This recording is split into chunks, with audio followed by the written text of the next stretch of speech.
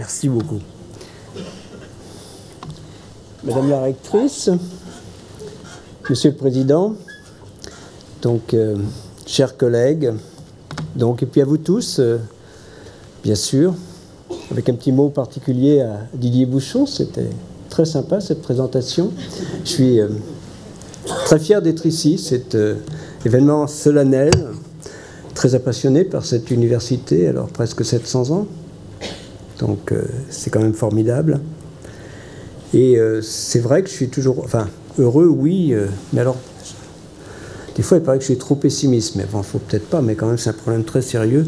Je suis, enfin, partager un peu, très heureux de partager quelques moments avec vous autour de ce problème du réchauffement climatique. Comme l'a dit Didier, en fait, mon domaine d'expertise sont quand même les climats passés. Donc, je me suis toujours intéressé à l'évolution passée du climat. Alors, j'ai raconté ça dans un livre qui est sorti il y a quelques jours, qui s'appelle Climat passé, climat futur. Voilà, donc... en fait, ce qui m'a intéressé dans l'étude des variations passées du climat, c'est vraiment en quoi, disons, ces variations passées nous sont utiles, nous apportent des informations pour son évolution future. Voilà, donc c'est ce qui m'a intéressé depuis la relation entre climat et gaz à effet de serre. J'ai eu la chance, disons, de participer à ce qu'on peut appeler une découverte avec beaucoup de collègues, Claude Lorius en particulier, des Grenoblois, des Russes aussi.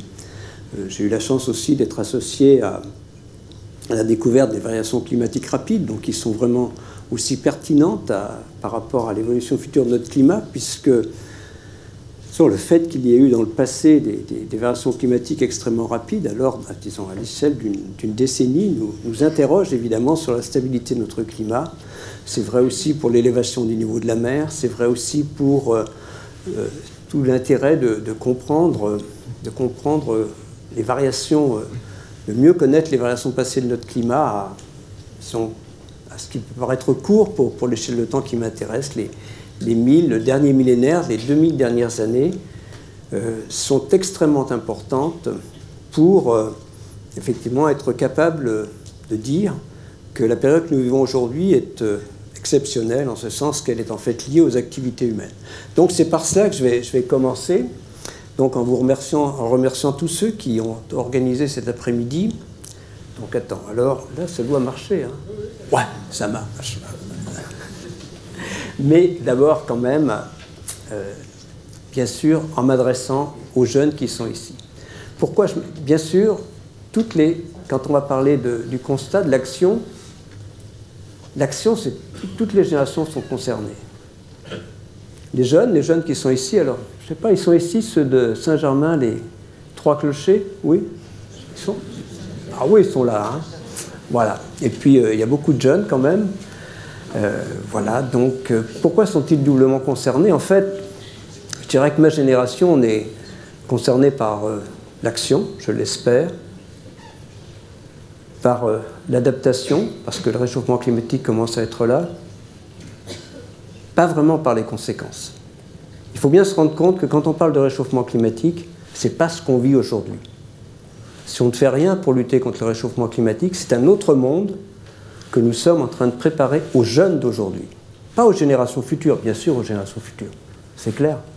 Mais ce sont les jeunes d'aujourd'hui qui sont dans cette salle, qui sont, quand ils auront mon âge, bon, voilà, qui sont dans les années 80, eh bien, auront à frotter des conséquences auxquelles il sera très difficile de s'adapter.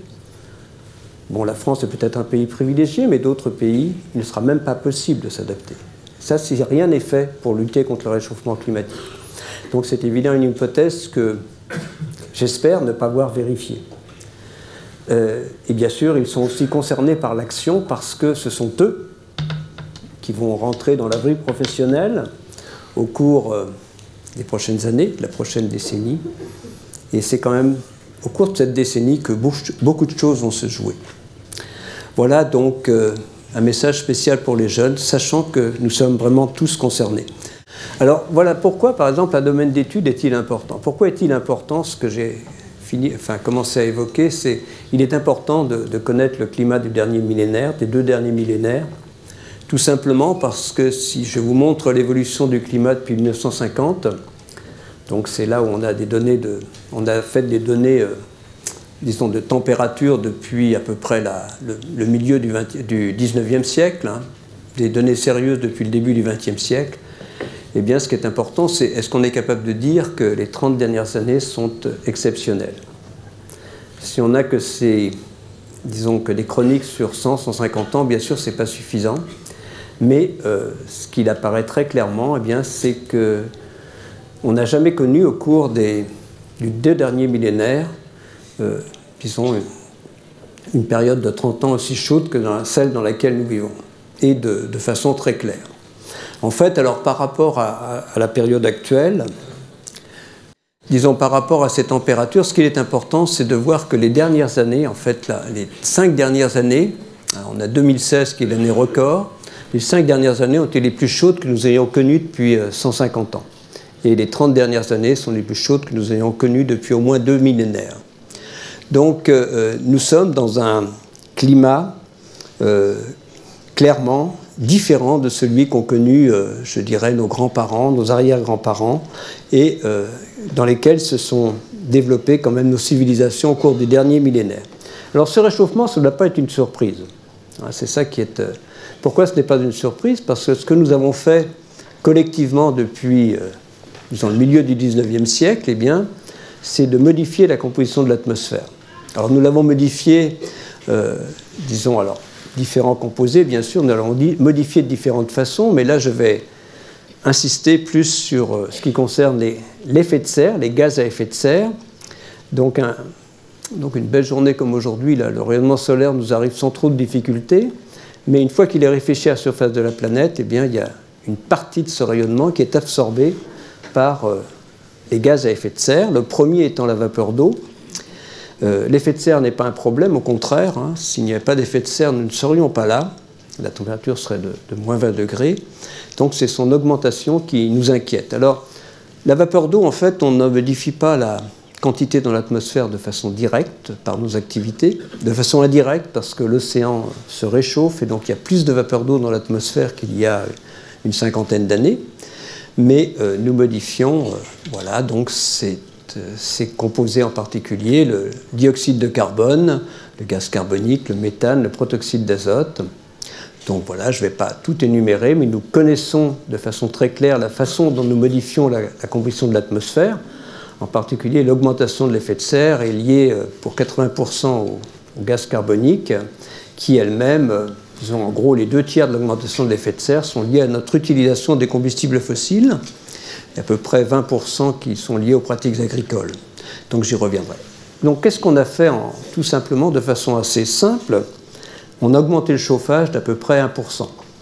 Donc en fait, vous voyez, ceci en tenant compte d'autres activités humaines, la pollution, au sens trivial du terme, qui contrecarre une partie de l'augmentation de l'effet de serre, à peu près pour 20%. Donc ce qu'on a fait depuis 200 ans, c'est augmenter le chauffage de 1%. Donc il ne faut pas être surpris que quand on augmente le chauffage, la température augmente. Mais il y a surtout un point qui est très important, c'est que cette chaleur supplémentaire, eh bien, il n'y en a que 1% d'utilisé dans l'atmosphère. L'essentiel de cette chaleur va dans l'océan, à 93%. Donc si on veut regarder la réalité du réchauffement climatique, il faut quand même aller voir ce qui se passe dans l'océan. Et là, le diagnostic est vraiment très clair. En fait, chaque année, disons qu'en moyenne, ça varie d'une année sur l'autre, mais en moyenne, la mer, disons, le niveau de la mer s'élève de 3 mm ou un peu plus. Donc voilà, des gens comme Gérard Blanchard, là, les habitants de La Rochelle sont très conscients de ça. Hein, donc voilà, quand même, il y a des gens qui s'y intéressent. Donc c'est un problème, mais pour nous, c'est aussi un indicateur du réchauffement climatique, puisque cette élévation du niveau de la mer, 1/3 pratiquement, est liée au réchauffement de l'océan. L'océan se réchauffe, il se dilate, ça joue pour 1 mm, et pratiquement tout le reste à la fonte des glaces. Alors, disons que là aussi, c'est 1/3 pour les glaciers continentaux, 1/3 pour le Groenland, 1/3 pour l'Antarctique. Voilà. Donc, en fait, à travers cette élévation du niveau de la mer, très bien documentée, nous avons un double témoignage du réchauffement climatique, le réchauffement de l'océan et la fonte des glaces. Alors, un autre point important, je ne vais pas y passer trop de temps, évidemment, une fois qu'on a dit que on augmente le chauffage et que la température augmente, on n'a pas établi une relation de cause à effet. Nous en sommes très conscients. On a passé, il faut bien voir que, enfin, je suis investi dans le GIEC pratiquement au début. Il y a deux choses donc il a fallu une trentaine d'années en gros pour être capable. La question nous est systématiquement posée. Qu'est-ce qui est d'origine naturelle? Qu'est-ce qui est lié éventuellement aux activités humaines? La réponse c'est vraiment est très bien documentée et d'un diagnostic extrêmement prudent, y compris dans le deuxième rapport du GIEC, qui a conduit au protocole de Kyoto, c'était en 95-97 pour le protocole de Kyoto, un ensemble d'éléments suggère une influence perceptible de l'homme sur le climat.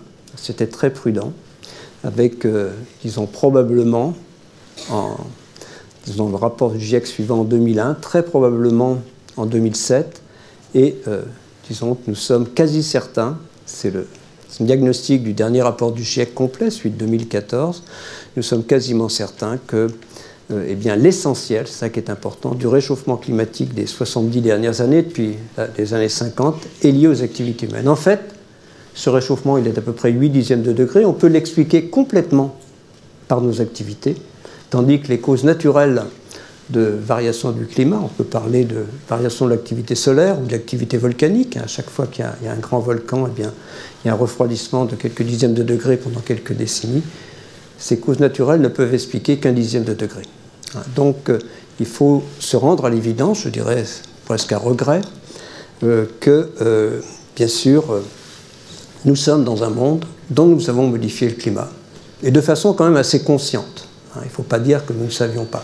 Il y a un point aussi important, c'est que le climat qui est celui d'aujourd'hui, eh bien, c'est ce que nous avions envisagé il y a une trentaine d'années. Donc, en gros, nous sommes vraiment, aussi bien en termes de rythme de réchauffement moyen, nous sommes entre 1 et 2 dixièmes de degré par décennie. Ce n'est pas une année après l'autre qui est le réchauffement, c'est plutôt une décennie après l'autre, évidemment. Nous sommes donc sur le rythme de réchauffement qui était envisagé il y a 30 ans, aussi bien mais aussi pour cette perception qui avait été vraiment bien documentée dès à partir du troisième rapport du GIEC au tournant des années 2000, cette perception d'une intensification des événements extrêmes. On peut parler de sécheresse, mais surtout de canicule.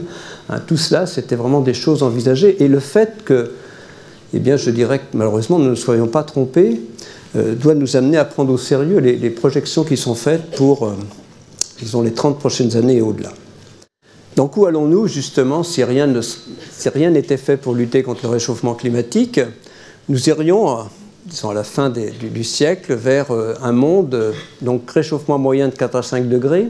Ce n'est pas homogène, mais c'est déjà ce qu'on observe. Le réchauffement est plus important sur les continents que sur l'océan. L'océan a du mal à suivre.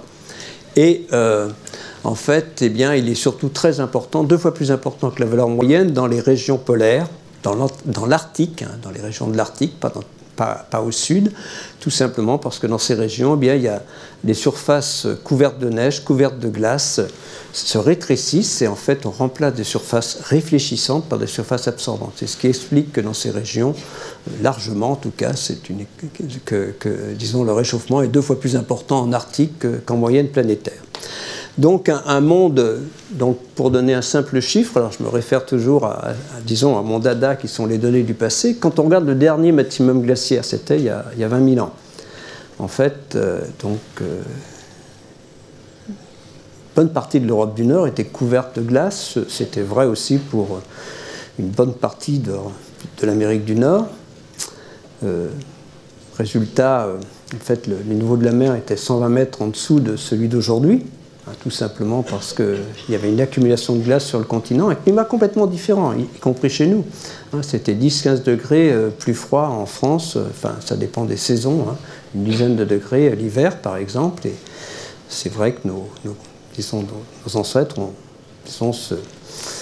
allaient se calfeutrer dans les grottes, on comprend mieux pourquoi. Donc un climat complètement différent, mais quand on regarde en valeur moyenne, eh bien, ce climat n'était que de 4 à 5 degrés plus froid qu'aujourd'hui. En gros, ce que nous ferions vivre à la planète si rien n'était fait pour lutter contre le réchauffement climatique, c'est le même réchauffement que celui qu'elle a connu disons, depuis le dernier maximum glaciaire, simplement 50 à 100 fois plus rapidement. C'est ce que nous sommes en train de faire. Donc évidemment, au niveau des conséquences, effectivement, c'est important. Donc on va parler d'abord du scénario émetteur. Vous voyez, donc le scénario émetteur nous emmène vers 4 à 5 degrés à la fin du siècle. Et le climat n'est pas stabilisé. Alors on a assez, malheureusement, on a assez de combustibles fossiles pour arriver là. Alors, on peut en discuter, mais il y a beaucoup de charbon. Si on veut, disons, parce que certains parlent de limite, en fait, si on utilise, il y a assez de combustible, malheureusement, pour arriver là. Et vous voyez, après, il y a, disons, on a 5 catégories de conséquences. Alors le climat n'est pas stabilisé à la fin du siècle, hein, ça c'est un point. On pourra aller vers 6 à 8 degrés à la fin du siècle prochain. Donc, 5 catégories de conséquences avec des niveaux de risque d'indétectables, moyens, élevés, très élevés. Donc, il n'y a quand même pas beaucoup de surprises. Hein, si on est vers 5 degrés, pratiquement, dans tous les cas, quelles que soient les directions vers lesquelles on regarde, les risques sont élevés ou très élevés. Ce n'est pas une surprise. Alors, de quoi parle-t-on? Voilà, de choses... Là, on en a parlé beaucoup au cours des derniers mois. Par exemple, le dernier rapport sur l'océan, hein, donc c'était la semaine dernière, donc l'acidification de l'océan. Alors ça n'a rien à voir avec l'effet de serre. Donc en fait, on émet chaque année à peu près autour de 40 milliards de tonnes de CO2, 42 l'an dernier. En fait, l'océan a le bon goût d'en absorber une dizaine, la végétation également. Disons que si on n'avait pas de végétation ni d'océan, les concentrations dans l'atmosphère augmenteraient 2 fois plus vite qu'elles ne le font. Malheureusement, c'est aux dépens de l'océan, parce que c'est un acide faible, et ça acidifie l'océan. En fait, déjà, l'océan est 30% plus acide qu'il ne l'était au début du siècle dernier. Et dans cette hypothèse d'un scénario émetteur, alors tout ce que je vais dire maintenant, c'est l'hypothèse d'un scénario émetteur, eh bien, l'acidité serait doublée à la fin du siècle par rapport au début du XXe siècle. Alors les conséquences ne sont pas, on pourra toujours, les jeunes d'aujourd'hui pourront toujours aller se baigner, hein, c'est pas le problème. Le problème c'est que, eh bien c'est un acide très, très faible, hein, je veux dire, mais le problème c'est qu'à mesure que l'acidité augmente, eh bien tout ce qui se forme de calcaire, de calcite, a plus de mal à se former. Alors c'est le cas, ça va effectivement de toutes les coquilles d'animaux marins qu'on aime bien, y compris aussi le squelette, un peu on l'utilise, mais aussi bien sûr les récifs coralliens. Voilà, donc les extrêmes climatiques, donc, voilà, qui ont tendance à devenir plus extrêmes, c'est ce qu'on observe déjà pour certains de ces extrêmes. Voilà, je dis, c'est vrai, il y a une trentaine d'années, quand je mentionnais, donc il y a longtemps que c'est vrai que je suis... Disons, je suis impliqué, bon, j'ai commencé ma thèse, comme l'a dit Didier, il y a 51 ans quand même, hein, donc voilà. Donc je suis toujours au CEA et j'y suis toujours. Hein, donc voilà. Donc, mais disons que ça c'est vraiment, je disais, il y a mes premières conférences dans les années 80, quand on parlait, enfin j'ai commencé à parler pratiquement dans les années 80 du réchauffement climatique, hein, quand on mentionnait des températures qui dépasseraient 45 degrés en France, les gens souriaient poliment. En fait, on a dépassé 46 cette année. Et bon, dans une hypothèse telle que scénario émetteur, on peut s'attendre à des canicules au-delà de 50 degrés. Hein, donc, c'est ce qui, bien sûr, bon, les problèmes de sécheresse, de canicule, j'y reviendrai, de cyclones qui deviennent plus intenses. Alors, bon, ça touche aussi les populations. Hein, bien sûr, parler de réfugiés climatiques, de tout ce qui concerne les ressources en eau, donc voilà, la sécurité alimentaire qui risque d'être mise à mal, et la sécurité au sens sécuritaire du terme, en fait un accroissement du risque de conflit.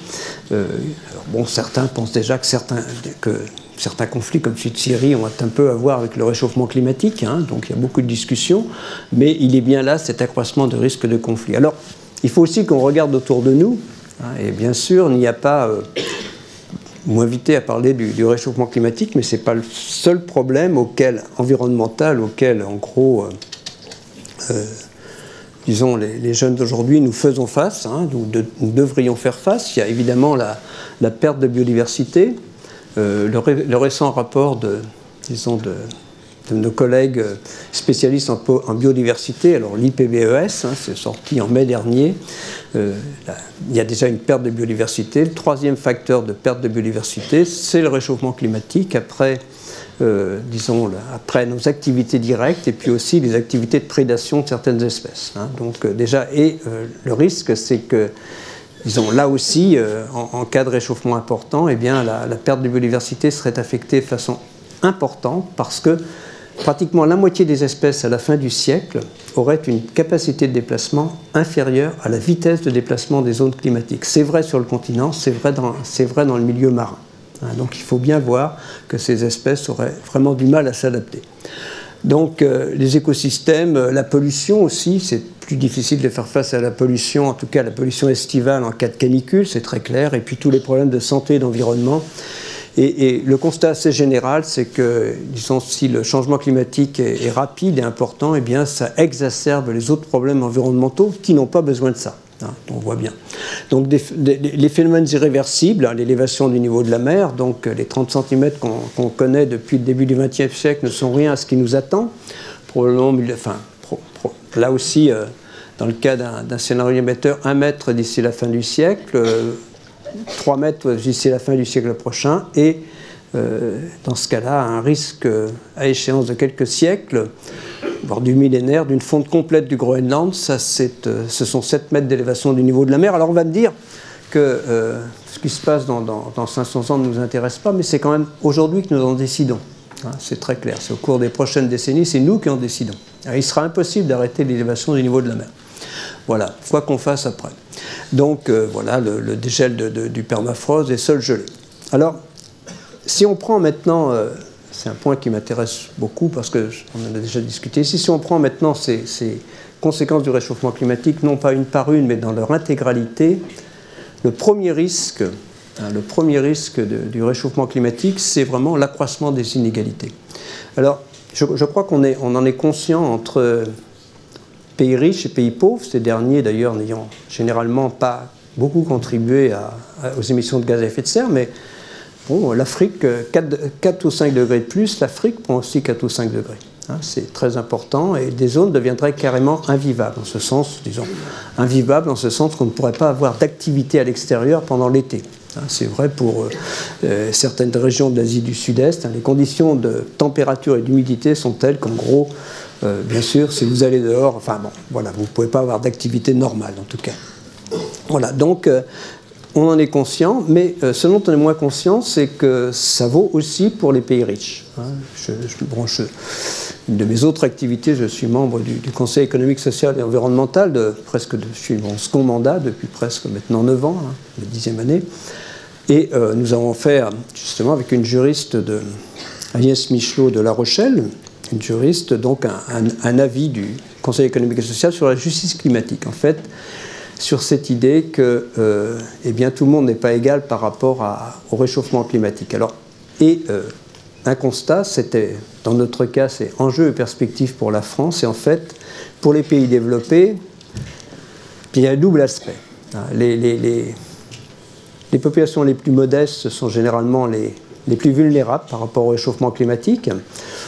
Généralement, elles ne vivent pas, ils n'ont pas forcément un habitat. On peut regarder à Saint-Martin, par exemple, un habitat, disons, qui soit très solide par rapport à des cyclones dans ce cas-là, mais aussi, on peut citer d'autres cas, hein, disons, Xynthia a affecté aussi des gens, parce que c'était des terrains pas trop chers quand même, hein, derrière la digue. Donc on peut regarder des choses comme ça, mais il y a ce point-là. Donc les couches les plus modestes ont aussi beaucoup plus de mal à s'en remettre. Hein, à chaque extrême, disons, les conséquences du réchauffement climatique, ça peut être une canicule, bien sûr, ça peut être une inondation, hein, on a vu dans l'Aude, ça peut être des sécheresses aussi. Certaines régions, encore en France, sont quand même très impactées cet été par la sécheresse. Donc le deuxième aspect, c'est que, eh bien, il peut y avoir aussi une fragilité, une vulnérabilité dans les mesures qui sont prises pour lutter contre le réchauffement climatique et s'y adapter. Et là, il suffit de se référer effectivement à l'augmentation de la taxe carbone, hein, qui dans sa conception, alors je suis très fortement en faveur de la fiscalité environnementale. On ne s'en sortira pas si on n'en a pas. Hein. Donc, mais dans la conception de cette augmentation, disons sans compensation réelle, je dirais, eh bien, elle est injuste en ce sens que, alors, de façon relative, hein, ce sont toujours les couches les plus riches de la population qui émettent le plus, hein, c'est pas, mais de façon relative, eh bien, ce sont les couches les plus modestes qui auraient été les plus affectées par cette augmentation. Donc on voit bien que cette fiscalité environnementale est indispensable, mais c'est là qu'on va parler de transition juste, hein, donc comment on fait effectivement pour entraîner j'y reviendrai d'ailleurs, les citoyens et chacun d'entre nous dans l'action.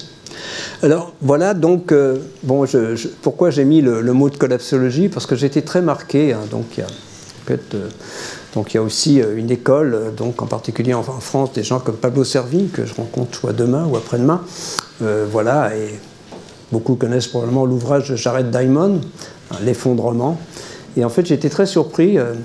Alors Didier m'a dit qu'il n'y aura pas de questions aujourd'hui, c'est très bien, mais disons que j'étais à Thésée, c'était il y a un mois maintenant à peu près, fin août, donc devant 500 jeunes.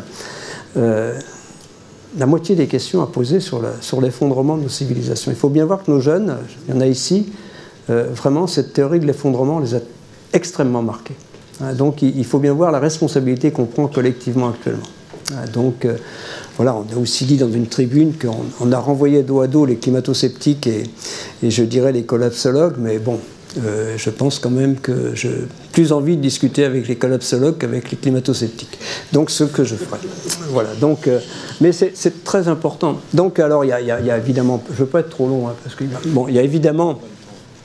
Il y a évidemment la température, c'est pas que ça le problème. Il y a vraiment des problèmes avec, enfin, disons Alors on est toujours très prudent pour attribuer, par exemple, les sécheresses d'aujourd'hui au réchauffement climatique. On est extrêmement prudent. Mais malheureusement, disons, les choses qu'on a sous nos yeux se comportent comme s'y attend en cas de réchauffement climatique. Donc il y a un point important qui échappe beaucoup. Disons, je crois peut-être à chacun d'entre nous, mais que j'aime bien dire dans ma Bretagne natale, quand on regarde l'évolution des précipitations en Bretagne, en fait, bon, a priori, il ne devrait pas y avoir beaucoup moins de précipitations en Bretagne. Ce qu'oublient les gens, c'est que s'il y a 2 ou 3 degrés de plus, il y a plus d'évaporation. Et même dans un pays où on maintient les précipitations, avec le réchauffement, mais on le sent bien après une canicule comme il y a eu donc cet été, après le réchauffement, les sols sont vraiment plus secs. Hein. Il faut bien se rendre compte de ça. Donc la sécheresse des sols, la disponibilité en eau, ce n'est pas simplement les précipitations, c'est aussi l'évaporation. Hein. Donc c'est très important. Donc voilà, évidemment, voilà, les régions touchées, comme je l'ai dit, c'est pas ma Bretagne natale, c'est quand même... Donc, bon, voilà, l'hiver, plus de précipitations dans le nord de l'Europe, hein, vous voyez les zones vertes, mais l'été, quand même, une large... Donc, en gros, ces sécheresses à répétition, c'est ce qu'on envisage, bon, pour tout le pourtour méditerranéen, donc avec plus d'évaporation, donc des problèmes de ressources en eau, des conséquences sur l'agriculture, et c'est quand même clair, je le dis et je le redis, je parle très souvent dans les...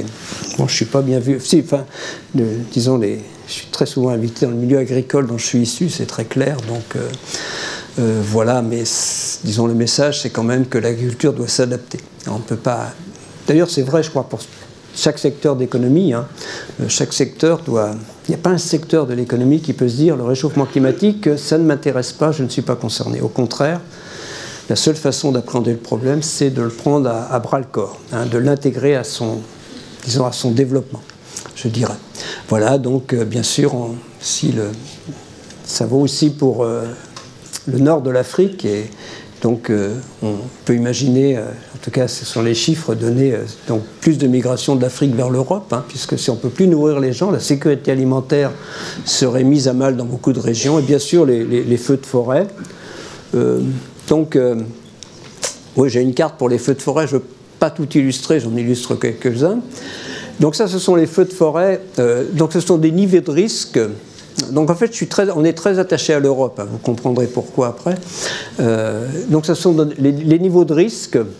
Donc voilà, il y a 5 niveaux de risque dans les feux de forêt en rouge. C'est un niveau de risque maximum. En fait, ça c'est pour la carte pour dans 2050, hein, voilà, 2060, dans une trentaine d'années. En fait, si je vous montrais la carte, volontairement je ne la montre pas, si je vous montre la carte d'aujourd'hui, l'Espagne, tout le sud, tout le pourtour méditerranéen est déjà à risque maximum, on le sait. c'est clair, c'est chaque été que ça se reproduit. Mais ce qui différencie là, eh bien, c'est que le centre, l'ouest de la France deviendrait à risque important. Hein, donc il y a des régions où vraiment les feux de forêt seraient, y compris ici, vous voyez. Hein, donc voilà, on est en zone rouge dans 30 ans ici par rapport au risque de feux de forêt. Et il y a quand même de jolies forêts. Donc voilà. Donc alors bon, une illustration plus sur, disons, sur la fragilité, sur notre disons, sur le problème des extrêmes climatiques et puis aussi des influences en termes de victimes. Donc actuellement, en moyenne, chaque année, il y a un Européen sur 20 qui fait face à un extrême climatique. Alors en Europe, c'est sécheresse, inondation ou canicule. Il y a en moyenne 3000 décès chaque année, disons, en Europe. Donc alors, on oublie 2003, il y a eu 75 000 morts en Europe supplémentaires. C'était une année exceptionnelle, on l'espère. On est un peu mieux préparé, mais même cette année en France, les chiffres, c'est entre 1000 et 2000. Après, on peut toujours discuter de décès supplémentaires liés à la canicule qu'on a eue en août. Donc, ce n'est pas négligeable. Mais en fait, même en se préparant bien, en Europe, ce chiffre de 3000 pourrait être multiplié par 30 ou 40 et dépasser régulièrement 100 000, donc 99% à cause des canicules. Au-delà de 50 degrés, c'est clair qu'il y a, bon, même si on prend des précautions, il y aura effectivement des dégâts. Et là, je pense aussi que, bon, c'est probablement de l'égoïsme de ne regarder que les victimes humaines. Il y a aussi tout ce qui nous entoure, hein, disons que ce soit animaux domestiques, animaux, voilà, tout ce qui nous entoure est aussi très fragile, serait très fragile. La nature, la faune, la flore. Voilà, autour de nous, il faut aussi avoir, je crois, cette idée que bien, ce réchauffement climatique affecte non seulement notre humanité, mais aussi tout notre environnement au sens large. Donc en France, effectivement, maintenant, après vous en parlez un peu de l'Europe, alors en France, c'est 2018 qui était l'année la plus chaude. Voilà, donc c'est un peu différent de l'échelle planétaire, mais donc il y a plus de variabilité d'une année sur l'autre, c'est normal, bien sûr. Là, quand on regarde un pays, c'est vrai pour chaque pays, quand on regarde la planète, il y a moins de variabilité. Et quand on regarde à la fin du siècle, eh bien à droite, il n'y a pas de surprise, en gros, là aussi, c'est 5 ou 6 degrés à la fin du siècle, alors disons un peu moins sur la façade atlantique, qui bénéficie quand même de sa proximité de l'océan, un peu plus sur l'est et le sud de la France. Voilà, mais là aussi, quand même, des réchauffements qui seraient extrêmement importants. La France n'échappe pas du tout au réchauffement climatique. Voilà, par exemple, les canicules. Donc ce serait effectivement, si on se place maintenant, non pas, alors je vous ai parlé des températures moyennes, c'est peut-être encore plus parlant de parler des températures d'été, parce que finalement le réchauffement climatique, c'est quand même plutôt là que ça nous affecte, même si les jardiniers n'aiment pas les hivers trop doux, hein, ça c'est très clair. Mais l'été quand même, voilà les étés vers lesquels nous irions. Donc en fait, vous voyez, l'été 2003 était 3 degrés plus chaud, alors on part de juin, juillet, août, 3 degrés plus chaud, ça c'est pour l'Île-de-France, hein, mais 3 degrés plus chaud qu'en moyenne, qu'un été moyen du XXe siècle, ça deviendrait la norme à partir de 2050-2060 et on pourrait avoir des étés 2 fois plus chauds, des canicules 2 fois plus importantes dans la deuxième partie de ce siècle. Je suis toujours sur le scénario émetteur, hein. Donc qu'elle n'était au cours du XXe siècle. C'est énorme, mais c'est surtout le problème des températures records. En fait, les températures records augmentent. C'est plutôt une observation, mais enfin on la comprend. Les records de température augmentent 2 fois plus rapidement que les températures moyennes. 2 fois plus rapidement le jour, 3 fois plus rapidement la nuit. Hein, donc c'est là où on est, effectivement, là vous voyez les températures moyennes, même en France, l'été, on reste en dessous de 30 degrés, c'est 24, 26 degrés même. Mais si on parle de record de température, c'est là où effectivement les 50 degrés risquent d'être dépassés assez régulièrement. Enfin bon, l'été dans certaines régions, pas forcément tous les étés, mais vous voyez ces étés, disons, caniculaires de la deuxième partie de ce siècle verraient certainement des températures dépasser 50 degrés dans beaucoup de régions françaises. Là aussi, très important le problème de l'eau, hein, disons, des ressources en eau est très important.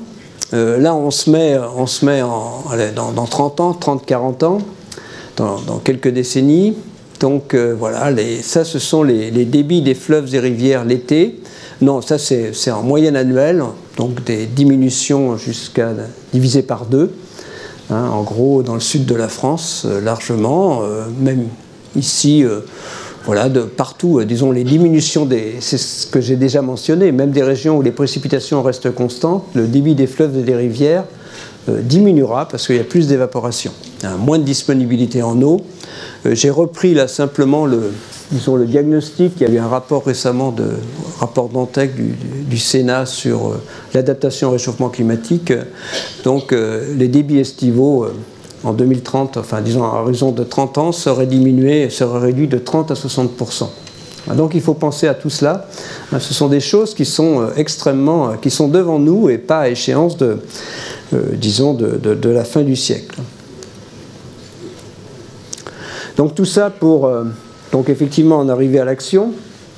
Donc voilà, donc en gros tout ça c'est pour vous dire, pour vous convaincre, mais vous en êtes convaincus ici, hein, que ne rien faire n'est pas ce qu'il faut faire, en gros. Voilà. Donc on a réussi finalement la communauté scientifique a convaincu assez rapidement les décideurs politiques, puisque le premier rapport du GIEC conduit à la Convention climat, qui elle-même conduit au protocole de Kyoto. Donc il y avait un objectif, mais pas d'objectif chiffré. L'objectif chiffré apparaît à Copenhague et surtout à Paris. Donc je vais dire quelques mots. Donc en gros, nos décideurs politiques sont conscients qu'il vaudrait mieux limiter le réchauffement climatique à 2 degrés par rapport au point industriel, voire 1,5 degré, sachant qu'on a déjà pris 1 degré. Donc ça, c'est l'accord de Paris. Ce sont les décideurs politiques qui, au vu effectivement des rapports du GIEC, mais nous ne faisons pas de propositions, nous ne faisons pas de recommandations dans le GIEC, hein, c'est vraiment une décision politique au sens noble du terme. Donc les politiques disent on doit prendre des mesures pour limiter le réchauffement climatique à bien en deçà de 2 degrés, voire 1,5 degré. Donc évidemment, l'idée qui est derrière et à laquelle j'adhère complètement, c'est que si on y arrive, alors le réchauffement le réchauffement est vraiment irrémédiable, on va vers un réchauffement, mais on peut le limiter. Si on réussit à le limiter, c'est l'idée qu'on pourra s'y adapter, au moins pour l'essentiel. Il y aurait toujours, dans tous les cas, on prendra 50 cm en termes d'élévation du niveau de la mer d'ici la fin du siècle. Donc l'idée d'être capable de s'adapter est vraiment inscrite dans cet accord de Paris. Et le problème, c'est qu'on s'y prend un peu tard. Donc, si on veut rester, vous voyez, le scénario sobre, effectivement, il y a, dans le terme d'échelle, il y a des conséquences. Par exemple, les récifs coralliens, je vais y revenir rapidement, risquent de disparaître. Mais en gros, on limite la casse. Le problème, c'est que si on veut rester à 2 degrés, on n'a plus que 10 à 15 ans d'émissions d'utilisation de CO2 au rythme actuel. Et pour 1,5 degré, non, enfin 15 à 20 ans pour 2 degrés, 10 à 15 ans pour 1,5 degré. Donc voilà, il faut changer très rapidement de mode de développement. Donc, et laisser l'essentiel des réserves fossiles là où elles sont. Donc, en fait, entre 2 degrés et 1,5 degré, on peut se dire, est-ce qu'un demi-degré ça compte? Oui, un demi-degré ça compte. Donc il y a eu un rapport il y a juste un an, il est sorti le 8 octobre, vous voyez, donc il y a une infographie dans le Monde du 9 octobre que j'ai prise ici parce que ça résume bien finalement les conséquences, ça résume bien en fait ce rapport. En fait, vous voyez, on dit que par exemple, eh bien, l'intensité des vagues de chaleur, ce que je vous ai déjà dit, augmentera 2 fois plus rapidement le jour, 3 fois plus rapidement la nuit. Les événements climatiques intenses sont plus intenses à 2 degrés qu'à 1,5 degré. De même pour la perte de biodiversité. Et surtout, ce point important, c'est que pratiquement, si on dépasse 2 degrés, tous les récifs coralliens seront affectés. Donc on parle de 99% des récifs coralliens. Disons qu'à 1,5 degré, ça serait plutôt 70%. Donc voilà, des conséquences sur l'élévation du niveau de la mer aussi. Ce n'est que 10 cm de plus à la fin du siècle entre 1,5 degré et 2 degrés. Ce sont quand même 10 millions d'habitants supplémentaires qui devraient quitter l'endroit où ils vivent. Donc maintenant, la deuxième partie, pour stabiliser, voilà, il est indispensable, je crois, de diminuer nos émissions au cours de la prochaine décennie et des suivantes. Hein, c'est ce que je vais essayer de vous dire très clairement. Alors, où en sommes-nous? Je pense que c'est important de voir où nous en sommes actuellement. Donc, nous sommes en 2020 ou presque. En gros, ce qu'on émet chaque année, c'est 42 milliards de tonnes. Je vais redire quelques chiffres. 42 milliards de tonnes de CO2, dont 37 de combustibles fossiles. Hein, il faut bien avoir ça en tête. Si on tient compte des autres gaz à effet de serre, il faut à peu près, donc du méthane, du protoxyde d'azote, autres gaz, on ajoute à peu près 10 milliards. On parle d'équivalent CO2, on est à 52 milliards de tonnes. Voilà. Donc si on ne fait rien, d'ici 2000... Alors on va regarder maintenant où nous en serions en 2030. Si on ne fait rien, nous serions vers 65-70 milliards de tonnes et sur des trajectoires qui nous emmènent vers 4 ou 5 degrés à la fin du siècle.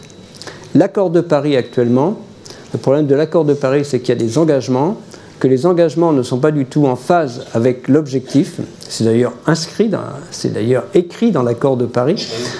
Il est écrit que, disons, les engagements ne sont pas à la hauteur des objectifs. En fait, si l'accord de Paris était respecté, il va s'ouvrir sur 2020-2030 de façon intégrale. Nous irions vers 55 milliards de tonnes disons dans 10 ans et sur des trajectoires qui nous emmèneraient vers au moins 3 degrés à la fin du siècle. C'est beaucoup. Si on veut 2 degrés, avoir des chances de garder 2 degrés, eh bien, il faut passer par 40 milliards en 2030 et diviser par 2 pratiquement si on veut passer à 1,5 degré.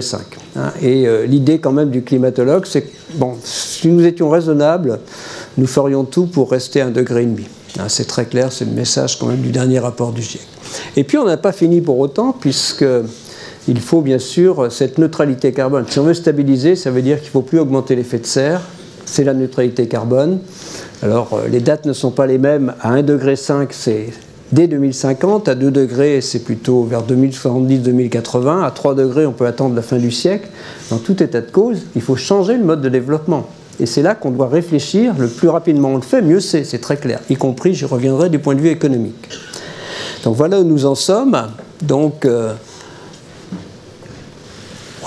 attends. Ouais. Ben oui, ça marche. Bon, alors pour savoir l'action, en fait, bon, pour savoir la meilleure façon de voir ce qu'on doit faire, une première façon, c'est de regarder comment on fait. C'est bien beau de dire 30 milliards de tonnes et tout ça, les gens vont dire ouais, d'accord, mais bon. Ben, on sait quand même comment on le fait. Hein, donc les statistiques sont très bien établies, ce sont celles pour la France. Voilà, le premier poste sont les transports, et ensuite, voilà, industrie, habitat, donc transport avec 26%. Voilà, habitat, industrie, agriculture, c'est de l'ordre de 20%. Ensuite, il y a l'énergie et les déchets. Donc on voit bien quels sont les leviers d'action. Alors, quelles sont l'action? Alors je pense que tout le monde est concerné. Donc, je pense vraiment que bon, le rôle de l'État, il est essentiel, effectivement. Il est, je crois, de contribuer à mettre en place des accords ambitieux. Hein, c'était le cas de l'accord de Paris. On peut quand même dire que c'est un succès. Son universalité, enfin, disons malheureusement qu'il risque de se dégrader, mais c'est un succès. Donc ça, c'est le rôle de l'État. C'est le rôle de l'État ensuite de mettre sur pied des outils, des lois, des règlements qui permettent, des incitations qui permettent de réaliser cette transition. Donc en France, nous avons la loi sur la transition énergétique pour la croissance verte, donc elle a été votée en 2015, avant l'accord de Paris, et puis il y a une nouvelle version qui s'appelle loi énergie-climat, ou climat-énergie, je pense plutôt, d'ailleurs, je ne sais pas. Mais on retrouve les mêmes chiffres à horizon 2030, hein, moins 40% en neutralité carbone. Ça, c'est le rôle de l'État, bien sûr, de mettre tout ça en place. La réalité de l'action, quand on va parler d'habitat, d'urbanisme, c'est quand même dans les régions.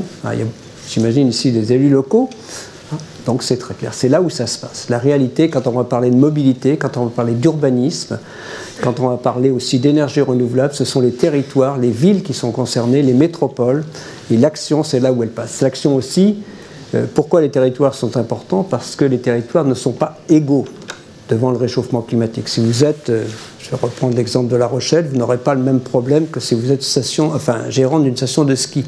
C'est clair. Donc c'est vrai que dans les impacts, dans l'adaptation, dans les solutions à mettre en œuvre aussi, disons Je crois que la dimension régionale, la dimension locale sont extrêmement importantes.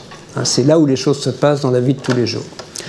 Donc, bien sûr, je pense que les entreprises ont un rôle à jouer très important. Elles doivent effectivement, on y reviendra, contribuer, je crois, à créer des emplois. Bien sûr, l'éducation est très importante. Je redis, je m'y intéresse aussi. J'ai été auditionné la semaine dernière par le Conseil supérieur des programmes, auquel Jean-Michel Blanquer a demandé de proposer des modifications des programmes de la maternelle au collège. On a déjà eu, vous le savez, dans les programmes, disons, du secondaire. Là, dans ce cas-là, disons, qui permettent à ces jeunes, de la maternelle au collège, de prendre conscience des problèmes de réchauffement climatique, de perte de biodiversité, et plus généralement de développement durable. Hein, ça, voilà, ça m'intéresse beaucoup, mais il y a aussi, bien sûr, ce qu'il ne faut pas oublier, c'est vraiment le rôle de chacun d'entre nous. En gros, quand on parle d'émissions de gaz à effet de serre, la façon dont on se nourrit, enfin, la façon dont on se déplace, dont on se nourrit, dont on se comporte chez soi, disons le domestique, hein, joue pour plus de la moitié des émissions de gaz à effet de serre en France. Donc on ne peut pas dire que les petits gestes ne soient pas importants. Ce sont presque des décisions de chaque jour. Donc ça, c'est le point. Et ça m'amène à évoquer une initiative qui me semble intéressante. Enfin, on va voir. Donc j'y suis pas mal impliqué, puisque donc demain, nous accueillons au Conseil économique, social et environnemental 150 citoyens.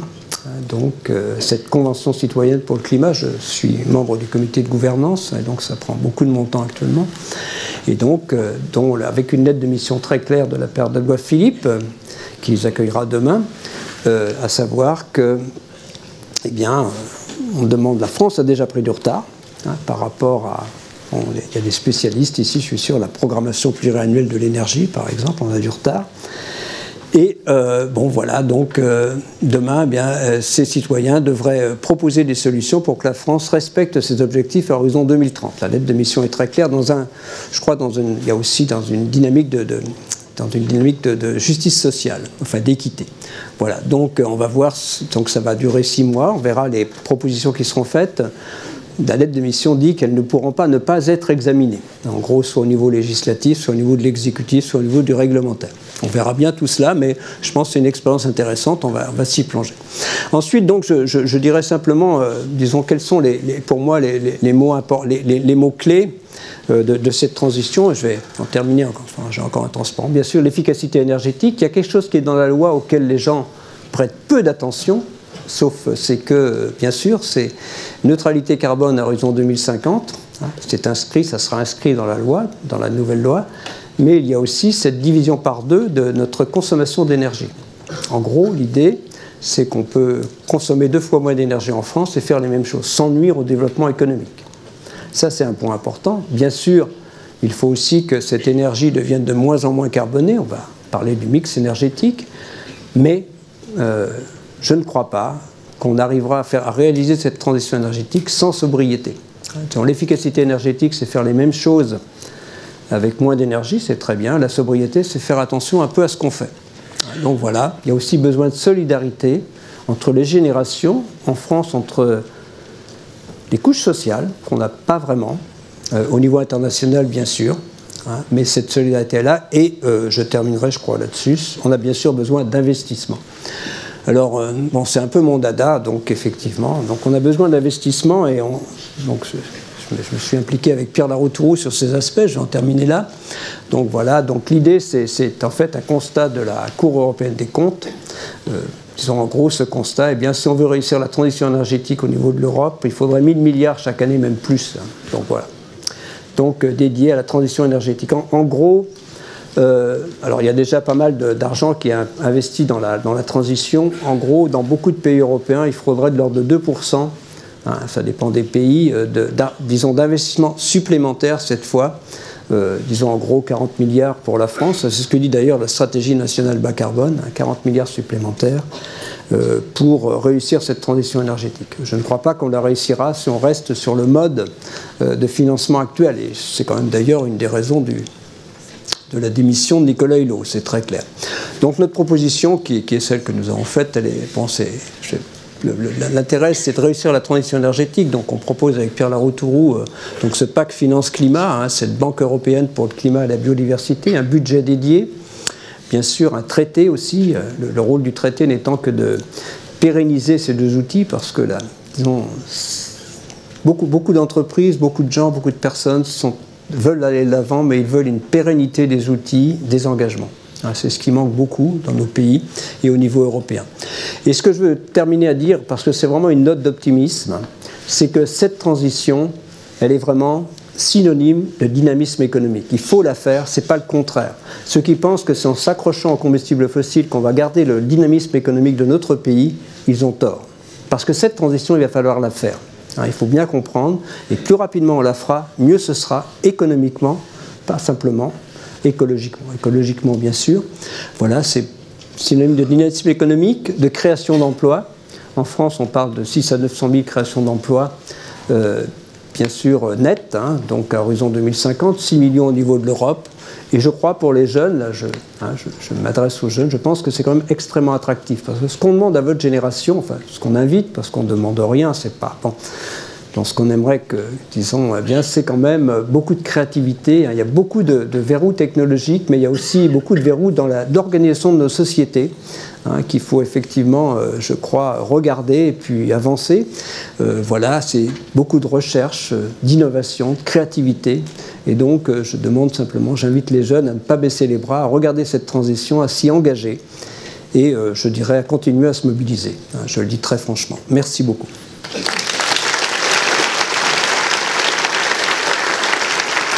Voilà.